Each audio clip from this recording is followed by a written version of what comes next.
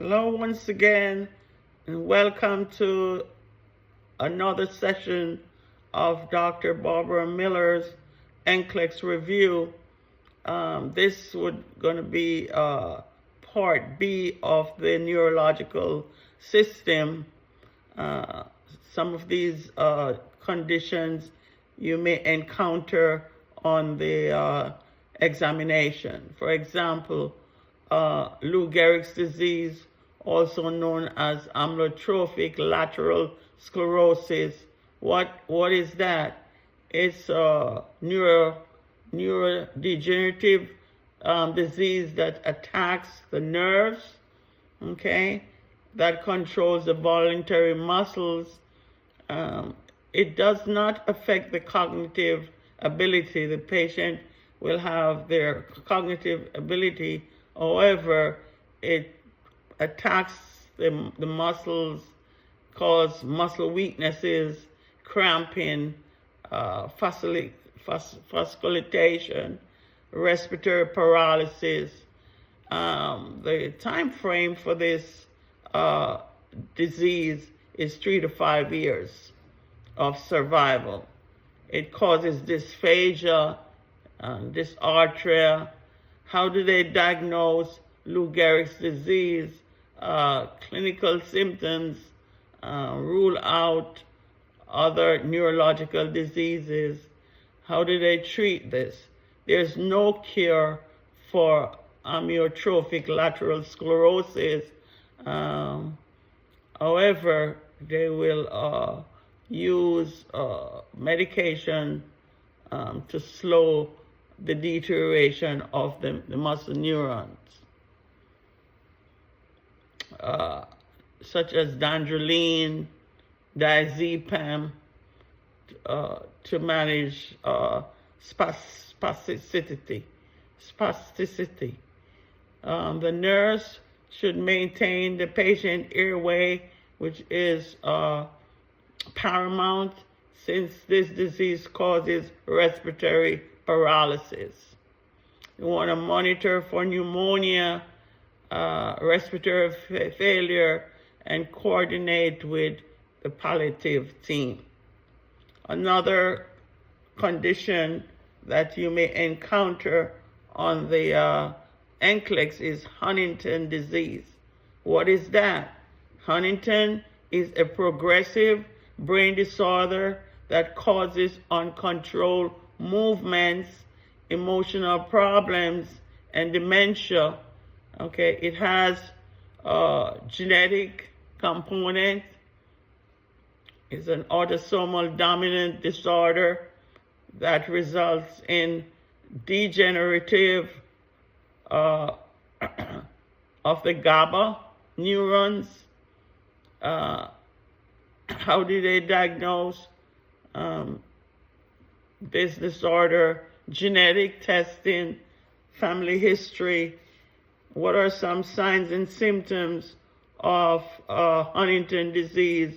Chorea, abnormal excessive involuntary movements, bradykinesia, dysphagia, and cognitive issues. There's no cure, treatment. They will treat the symptoms with tetrabenzene. Okay, sorry for batching that. So Huntington disease is treated with tetrabenzene because there are no cure for Huntington disease. Another neurological disorder is Parkinson's disease. Parkinson's disease is a neurodegenerative disease causing muscle rigidity, akinesia, and involuntary tremor. Okay, what are some causes for Parkinson's disease?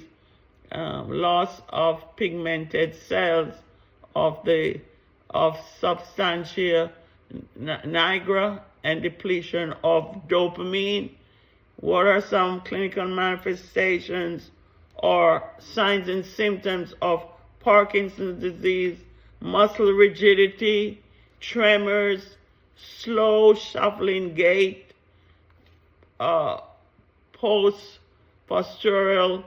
instability, echinacea and dyskinesia. Patient with Parkinson's disease, they have a mask-like expression. They will experience drooling, dysphagia, not able to swallow. Okay, what's the diagnosis for Parkinson's? Clinical symptoms. They will also rule out other neurological diseases. How do they treat Parkinson's? They will give levodopa, carbidopa, benztropine, dopamine agonists such as bromocriptine. Okay, they also will do a procedure for deep brain stimulation. So the nursing care, you want to monitor the patient for swallowing food intake because you're trying to avoid aspiration. You want to give thickened food. You want to sit patient upright to eat. Have suction equipment available at the bedside. You want to encourage range of motion and exercise and assist with the activities of daily living. And you want to ensure that the patient does not sustain any fall because of their slow gait, bradykinesia, okay? Another neurological disorder such as Alzheimer's disease, you have a gradual irreversible dementia caused by nerve cell deterioration. You have beta amyloid and neurofibrillary tangles developed in the brain. Neurons death leads to atrophy of the affected area. Who is at risk? Older, as we go through the aging process. Family history, it's in the DNA. Patient with cardiovascular disease. You got to get familiar with these words such as agnosia, failure to recognize or identify familiar objects despite intact sensory function. Amnesia, loss of memory caused by the brain deterioration or degeneration. Aphasia, language disturbance in understanding and expressing spoken words. Apraxia, inability to perform motor activities despite the intact motor function. As you all know, Alzheimer's goes through stages. Okay, stage 1, it's mild, memory lapses, losing or misplacing an item, poor concentration, short-term memory loss. Stage 2, moderate, forgetting events of one's own history, confusion, disorientation, agitation. They would need assistance with their activities of daily living. They become incontinent. Stage 3 is quite severe. They become bedridden, verbal motor skill loss, and dysphagia. Remember, Alzheimer, they go through sun downing. When it starts getting dark, they will get very agitated. So you want to ensure safety. You want to ensure that the doors are locked. You want to observe patient more closely because they will disappear and go outside or elsewhere, and that could lead to their death. What are the treatments for Alzheimer? Donepezil, and sorry for lack of a better pronunciation, galactamine, anti-epileptic, antidepressant drugs, antipsychotic drugs. The nurse responsibility is to maintain a structured environment. You want to provide short directions, repetition, frequent reorientation is paramount. You want to avoid overstimulation. Use a single day calendar, and you want to maintain a routine toileting schedule. Home safety. Remove scattered rugs. You want to install door locks out of sight and patient reach, especially over stairs. You want to mark step edge with colors, tape, and remove clutter. So that is Alzheimer patient. The other topic is meningitis. Meningitis, inflammation of the meninges, the membranes around the brain and the spinal cord. Patient who is at risk, crowded, patient who are immunosuppressed, patient who travel out of the country. The pathophysiology is infection or infectious organism enters the central nervous system through the bloodstream, or again, access directly. It could be trauma, okay? You have viral meningitis, typically resolved without treatments. However, bacterial meningitis could be life-threatening, more so if the treatments are delayed. So viral meningitis is typically resolved without treatments, just hydration. Bacterial meningitis is contagious and potential fatal. So they will use antibiotics for bacterial meningitis. What are the risk factors? As mentioned before, crowded conditions, patient who are immunosuppressed, patient who traveled out of the country. How do you prevent that?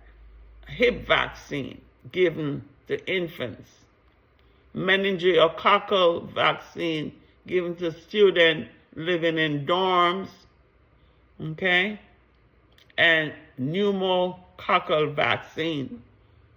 What are the clinical manifestations or signs and symptoms of meningitis? Nuchal rigidity, headache, fever, photophobia, tachycardia, nystagmus. Patient will also have altered mental status. Review your positive Brzezinski signs and your Koenig signs. So you want to go back and look at those signs. Also seizures. What are the labs that you should be observing for meningitis? Is the patient the cerebrospinal fluid analysis.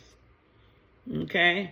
For bacterial infection, the CSF, cerebrospinal fluid, is cloudy with decreased glucose, increased pressure, increased white blood count, elevated protein. And in contrast, the viral meningitis, the CSF is clear, usually normal, negative gram stain, slightly high protein and white blood counts. How do you treat? Antibiotics for bacterial infection and anticonvulsant and analgesics. You want to go over what precautionary measures should be taken for patient with meningitis. Remember, droplet precaution. Droplets for suspected confirmed bacterial infection or bacterial meningitis during the first 24 hours of antibiotic therapy. The nurse must monitor for seizure, monitor for neurological changes, provide quiet room, very dim light, minimize increase intracranial pressure, maintain the head of the bed at least 30 degrees, okay? And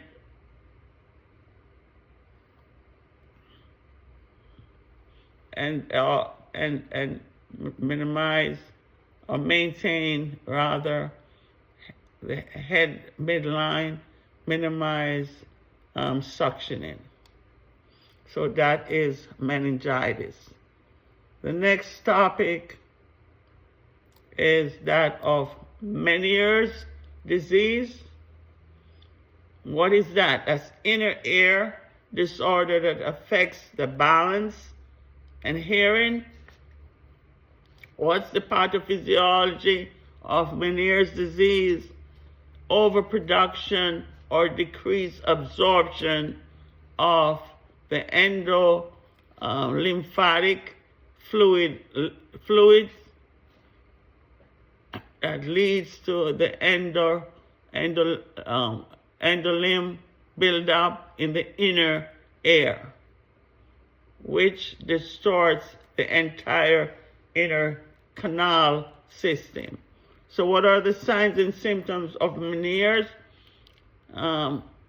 Tinnitus or tinnitus,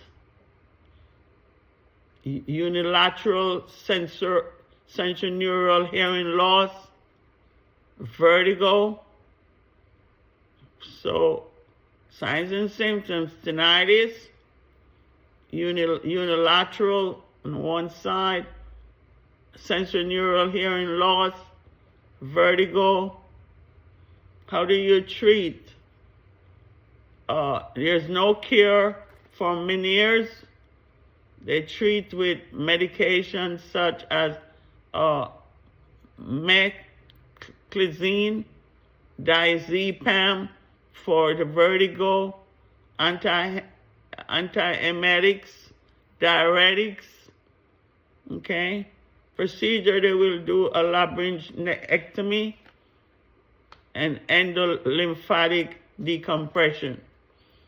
The nurse would instruct the patient to avoid caffeine and alcohol and eat low sodium diet, avoid aspirin and monosodium glutamate. So that is Meniere's disease. How do they diagnose that?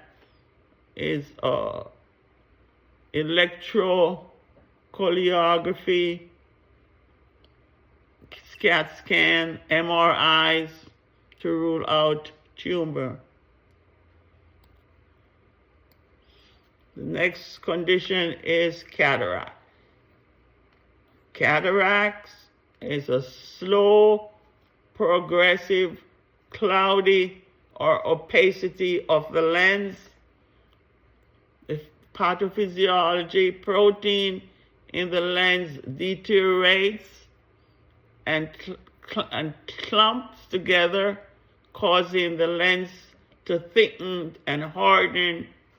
This obstructs the passage of light through the lens of the retina. Risk factors. Who is at risk for cataracts? Aging. As we go through the aging process, yes. Hereditary, someone with systemic disease such as lupus, diabetes, trauma. What are the clinical manifestations of cataracts? Gradual, painless loss of vision, blur and doubled vision, white or gray pupils, absence of the red reflex. How do they diagnose cataracts? Their physical examination or the visual acuity test. How do they treat cataracts? Surgical removal of cataracts. Preoperatively, you want to inform the patient that the eyes will be dilate the eyes with lots of medication administered, mydriatic, antibiotics, corticosteroids. Post-op, keep the operative eye closed, head off the bed at least 30 to 45 degree angle. Post-operatively, you want to teach the patient the importance of wearing sunglasses to avoid increase in the ocular pressure. Don't bend at the waist. Avoid sneezing or try to suppress the sneeze. You want to also instruct them to avoid or suppress coughing, blowing the nose, lifting anything that is greater than 10 pounds, okay? Tight collar, straining. So with bowel, you want to ask the doctor, get some type of stool softening to prevent any straining that will help to increase your ocular pressure. Best vision occurs between 4 and 6 weeks after surgery. That is cataract. Then you have the glaucoma. That's an eye disorder that results in increase in the ocular pressure. You do have two types of glaucoma. You have the acute, also known as the close angle glaucoma.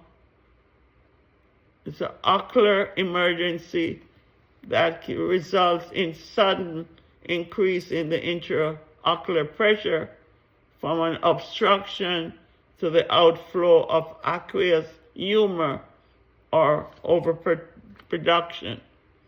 What are the signs and symptoms of close angle glaucoma? Severe pain, rapidly progressive visual impairment, blur vision, the patient becomes nauseated and vomits. The other type of glaucoma is that of open angle. That is the most common. It is insidious onset with slow decreasing visual acuity. Then they have gradual increase of the intraocular pressure. So what are the signs and symptoms of open angle glaucoma? It's usually bilateral, but one eye may be more affected. They start having halos around the lights, loss of peripheral visions. How do they diagnose glaucoma? The tonometry measure the increased ocular pressure. Remember, you may be asked, what would be the normal range? The normal range would be between 10 to 20 millimeters of mercury. How do they treat glaucoma? Systemic, they will give mannitol for close angle. Local eye drops, timolol, pilocarpine, travoprost,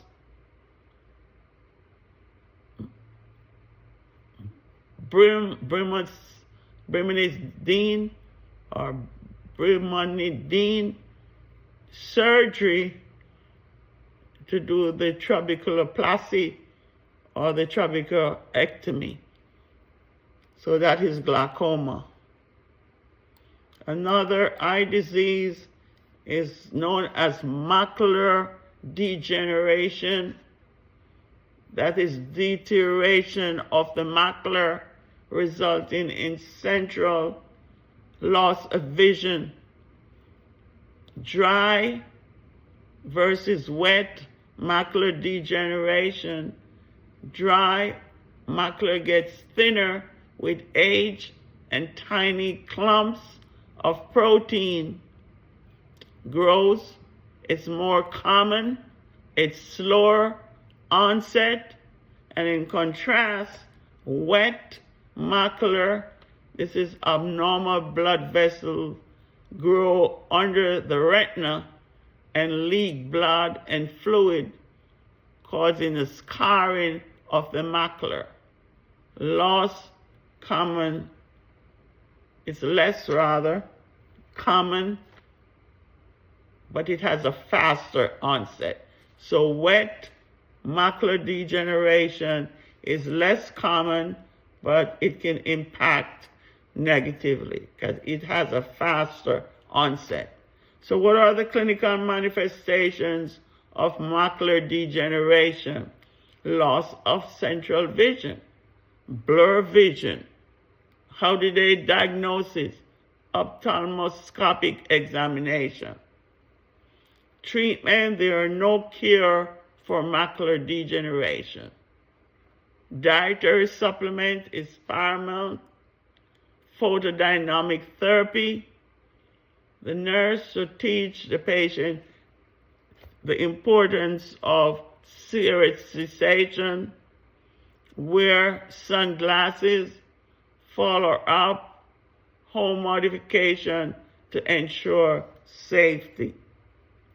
Another eye condition is called retinal detachment. What is that? Separation of the retina from the epithelium.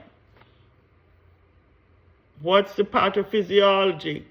Viscerous humor build up behind the retina, which pushes the retina away from the back of the eye and cause the detached. Who is at risk? Aging, as we go through the aging process, injury, ocular tumor.